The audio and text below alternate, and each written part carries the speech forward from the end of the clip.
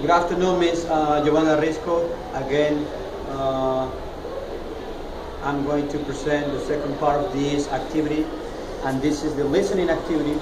Okay, and the objective for this activity is to identify key information about families. And the first activity, what I do is just activate students' information or previous knowledge about family. For example, I would ask my students to go to the board, of course playing a game, go to the board and write some names of family members. Then after this, we will check some spelling probably, and then we will practice some pronunciation. After this, I will ask my students two important questions. One, do you have a large or a small family? How many people are there in your family? So they can start thinking about the question and start talking, because that's what they are going to listen in the activity that I'm going to play. So next, what I do is,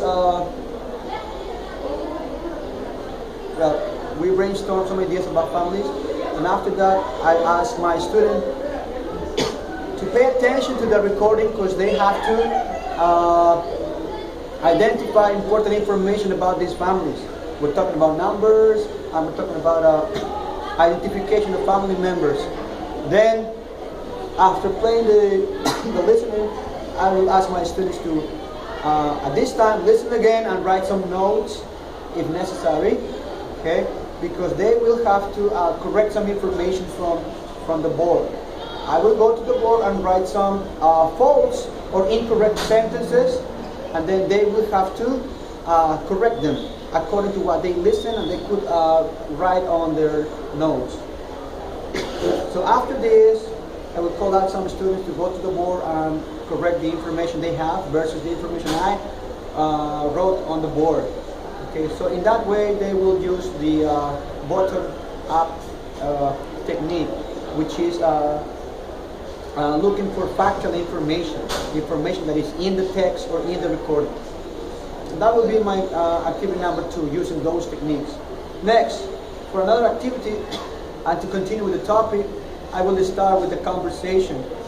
Before this type of conversation, I will ask my students to read the title of the speaking, okay, and to look at the pictures. And then I will ask my students to close their books. If we are working with books, for example, this activity we are going to work with, let's say, with a book or material, sheet of paper, okay. And I will ask them to please listen to this conversation, and just then say to the partner next to them what this conversation is about, okay? And after that, I will ask my students so they can verify some information. They can prediction by looking at the title of the listening and by looking at the picture. Okay, they are supposed to make some predictions about what they're going to listen, or what they think they're going to listen. Okay, of course they will compare their predictions, and I will write their predictions on the board. Then I will play the conversation, and we will verify if their predictions were correct or not. Okay, and after that, I will ask my students to again take some notes about what was not correct about their predictions, and what is correct about the listening. One more time to verify, just to confirm information. Again, the technique is to write important information on the notebooks or books. Listen for specific details, okay? Factual information again. And after this, I will just ask my students how many correct answers or correct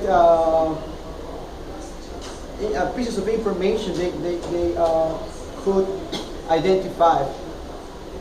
And one more time, I will ask them to what can they do next time to work better in this activity. In this part, again, I'm using the metacognitive strategy just to make them analyze what they're doing right or what they need to improve. Okay, and for that, I'm going to write some prompts like today. We practiced listening. First, I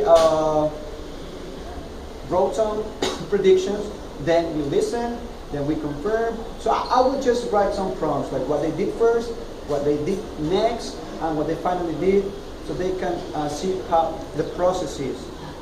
After this, I will ask my students, okay, what do you think you will need to do next time to do this or to complete this activity, this kind of activities better? Finally, I will give them feedback, and of course, after brainstorming, they will they will share some information or some techniques they use, or some ways they have okay, to do things well on a listening activity. Well, another listening activity is using videos. I will ask my students again I will bring my students' attention to read the title of the video, The Jones Family, and then I will play the video and I will ask my students, please, this time, watch the video, listen to the video, take some notes, because what you want to do right now is just to write a short summary of what you listen. I will play the video twice so they can write some important information again. At the end, they will come to the front and they will report.